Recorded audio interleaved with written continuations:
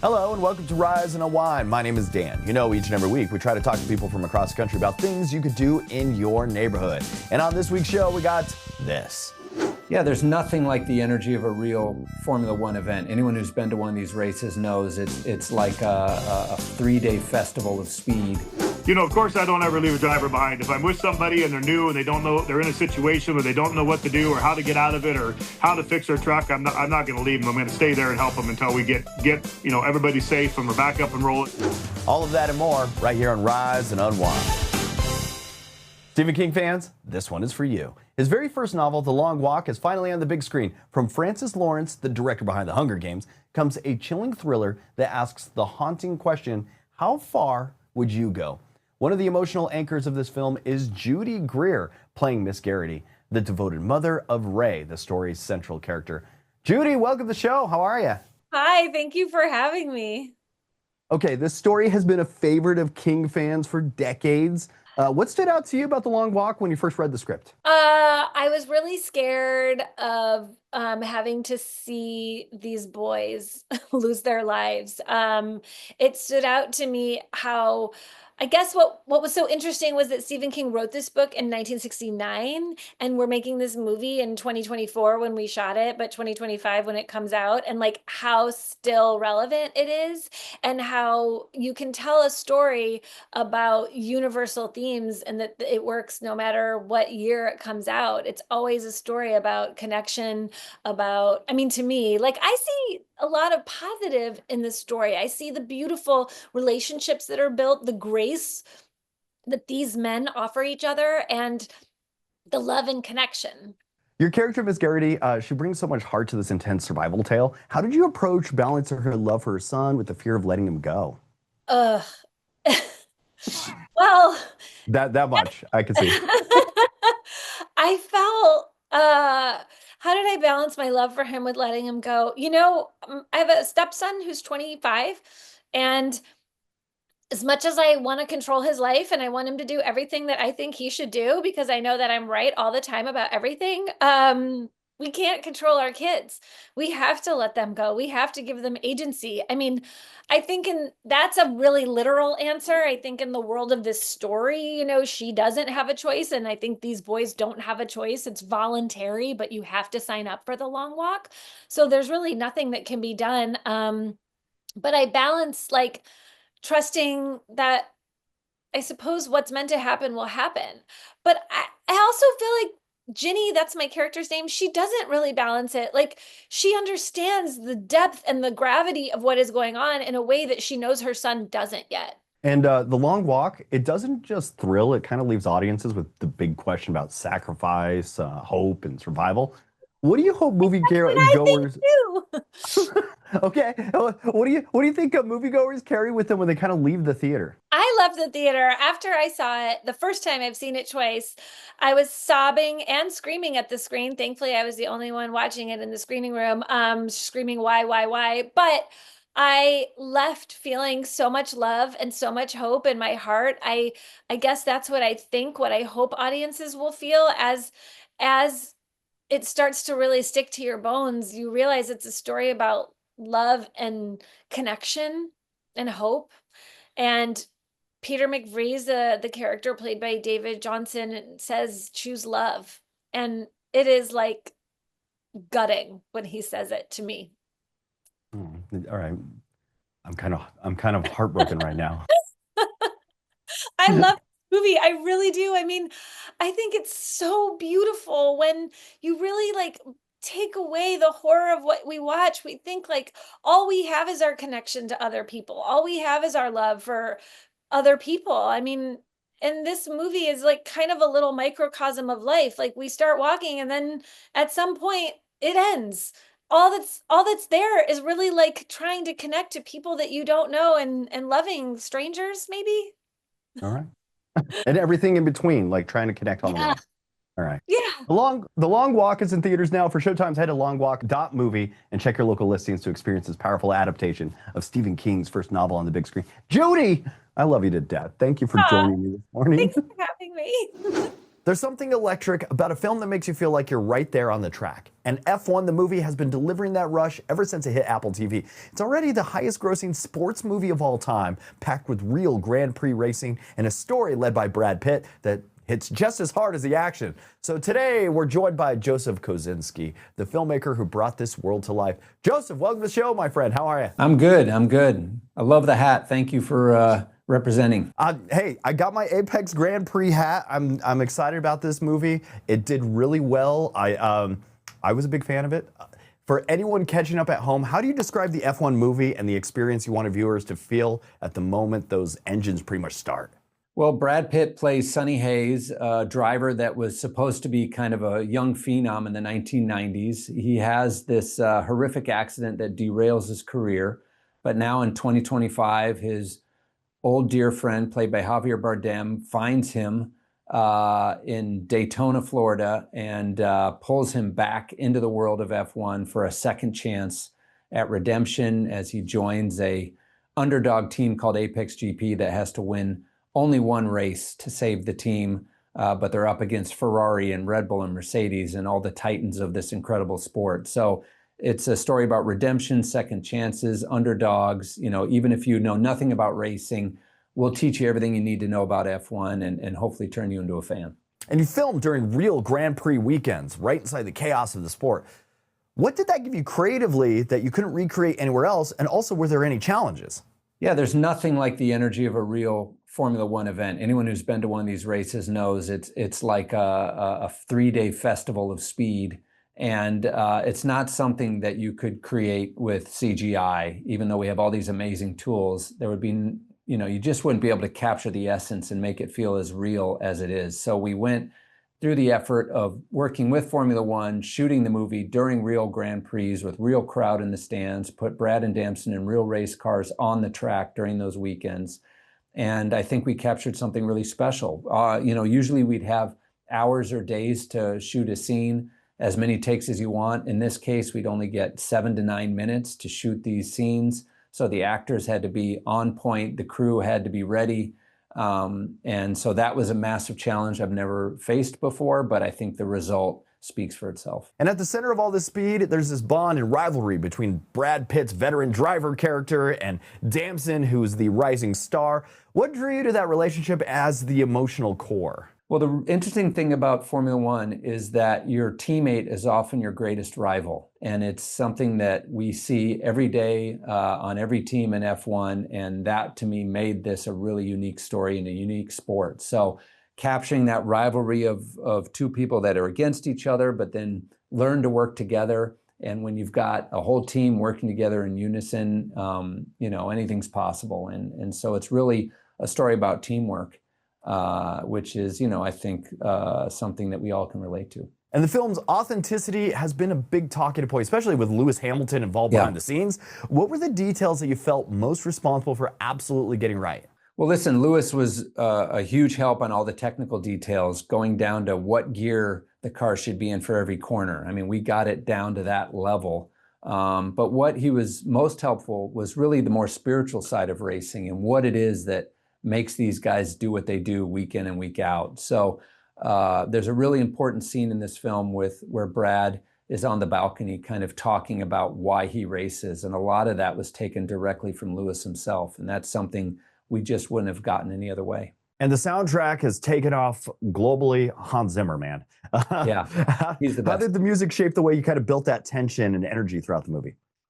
Yeah, well, Hans Zimmer, obviously one of the greatest composers working. I knew I wanted this film to have a really memorable theme and melody, and that's something Hans does better than anyone. You take that theme and you work it through different variations throughout the film, but also integrating in an incredible soundtrack with artists from all around the world into the film was a huge challenge.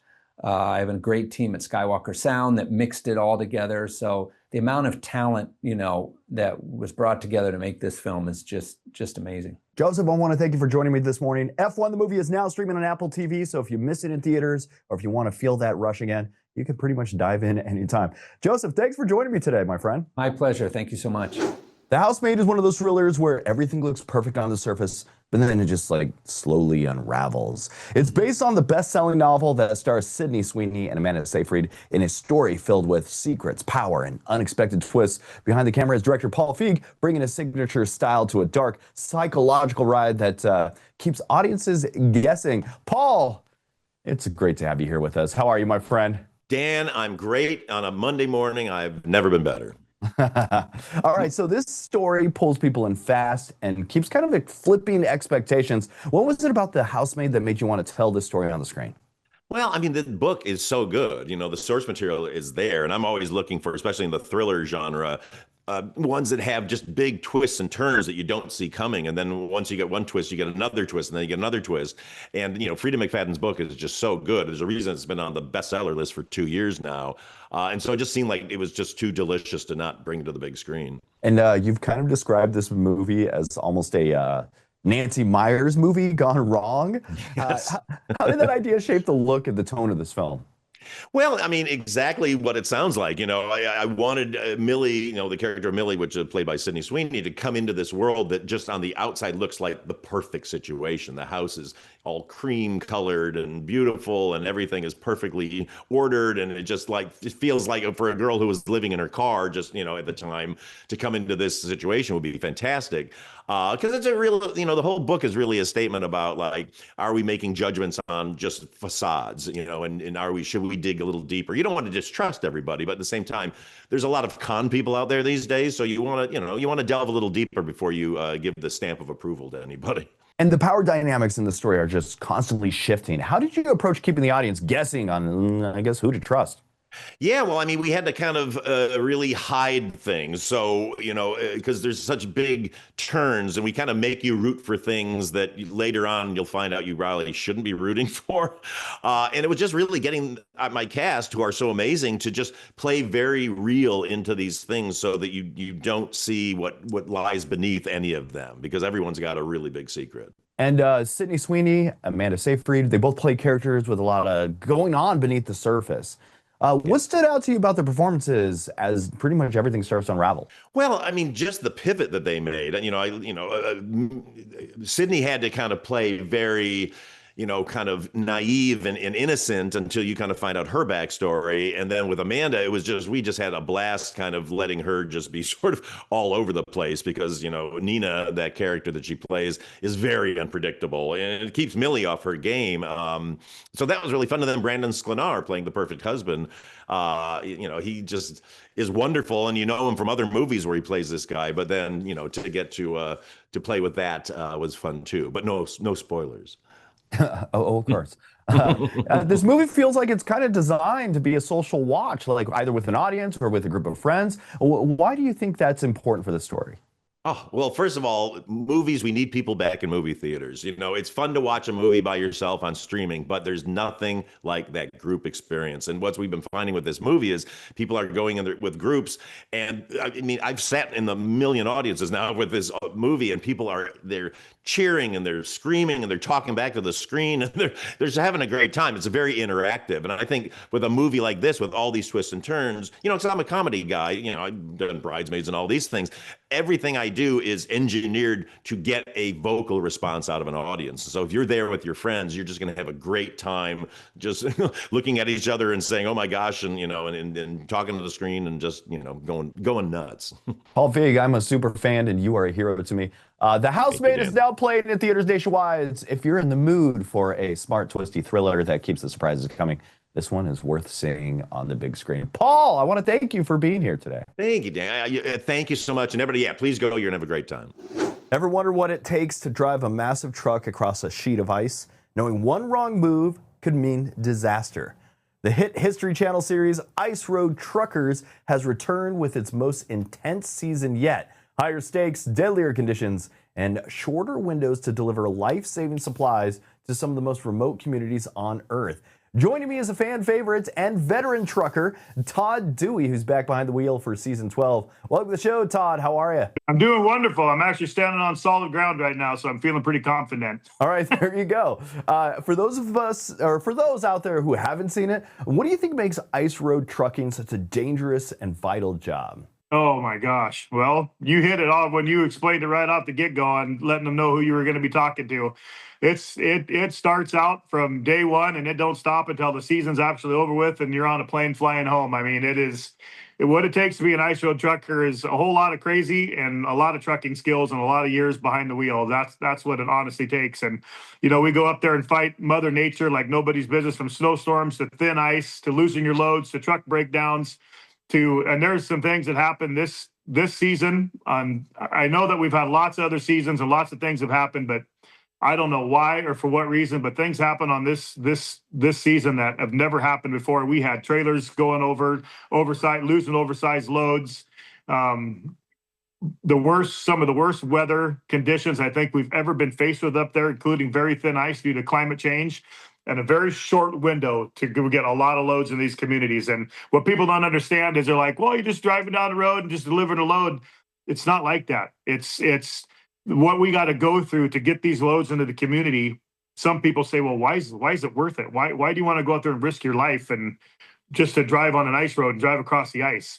Well, I tell you what, when you battle Mother Nature the way we got to battle it, and you get that load into the community, and these communities come out, and it's like Christmas time to them, and the little kids come up and they give you a hug, and they're so excited to be getting their new bike, maybe that's in their load of supplies, or their food that they need for the remainder of the year after the ice roads, when they all melt and they go away, that's the only access they have to get these supplies. So when I stop and think of my kids or my granddaughters going without food or supplies that they need to live throughout a year, that's how important it is. And they show their appreciation when you show up there, and it makes it all worthwhile. And you face some brutal hauls. What's the toughest one that sticks with you? Oh my gosh, there's been so many over the hauls. I can't give any away this year. You're going to have to put your seatbelt on and buckle up and watch a show and go for a crazy ride of this. But there's been so many times that I think I broke a couple records over the years for some of the heaviest hauls on the ice. And there's been a lot of situations. There's been a lot of scary moments. Let's put it that way. And season 12, it marks really a big return after a long hiatus. What's it been like getting back on the ice kind of this time around? Oh, I was nervous. I'm not going to lie to you.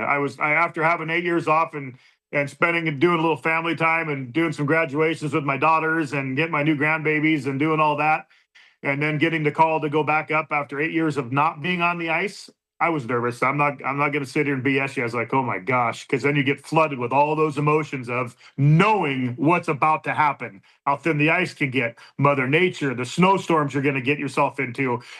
Am I going to be able to get these loads? And do I still have what it takes to be an ice road trucker? And so the first couple of 2-3 runs up there, I was nervous like nobody's business, thinking, oh my, because it just flooded me with emotions. The second I hit that first ice road, I was like, oh my gosh, I cannot believe I'm here and doing this again.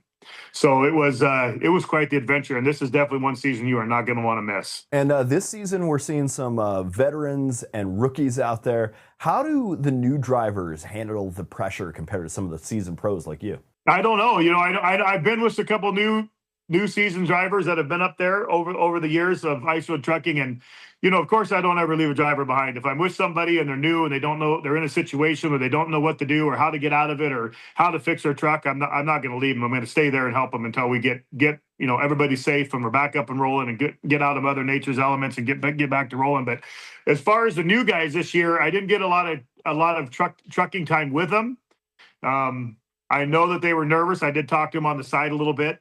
And when we were back in getting loads, they're like, oh my gosh, this is not what I expected. I didn't think the roads are going to be this brutal. I didn't think Mother Nature is going to be this brutal. And it's like, I asked them the question, well, what do you think about coming back for another season? If the Muskie Creek asks you to come back and be another driver again this next year, they're like, oh man, I'm going to have to think about it, because it's that brutal. I mean, these road conditions put you through things you never think your body or physically and emotionally that you'd ever be put through. It's pretty amazing. And beyond the danger and the paychecks, what's the real reward that's keeping you back hitting the road over and over again? Getting those loads to the communities, those hugs and those hot plate of food after battling and putting your body and getting those loads in the community from Mother Nature and battling those ice roads.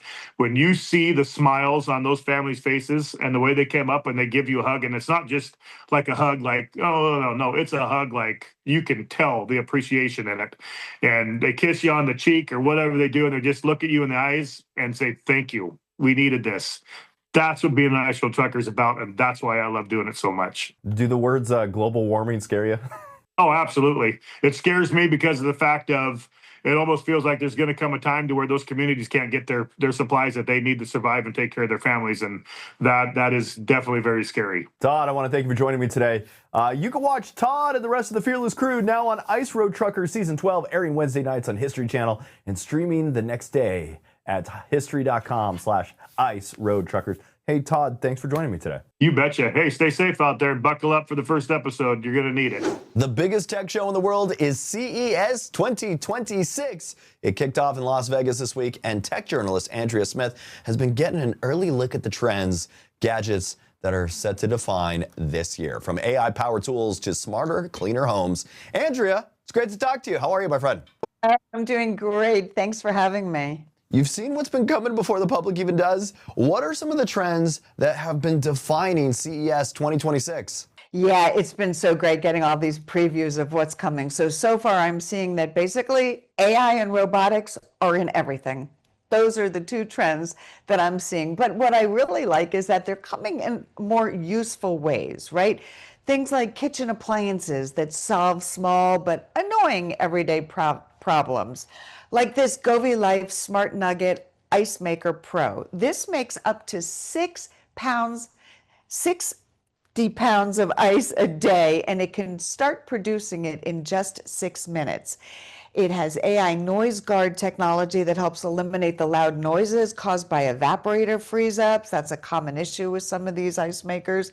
And I love that it is super smart, so I can tell it I'm having 25 people over at 7 o'clock, and it knows when to schedule it. It's got the ice ready before my doorbell even rings. We hear a lot about smart tech, but what are some of the innovations that actually make everyday life a little easier at home?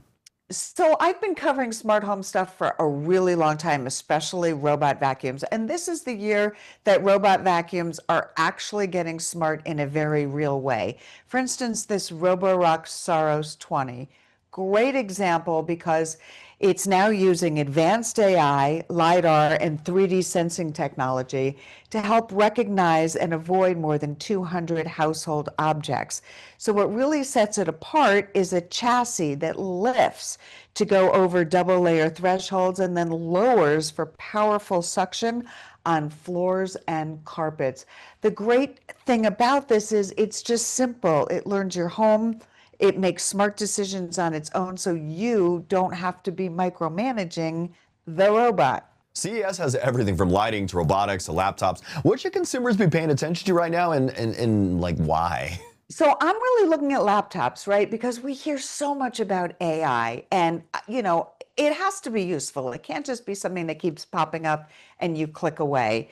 I really like this Acer Swift Edge 14 AI laptop because it is a productivity powerhouse.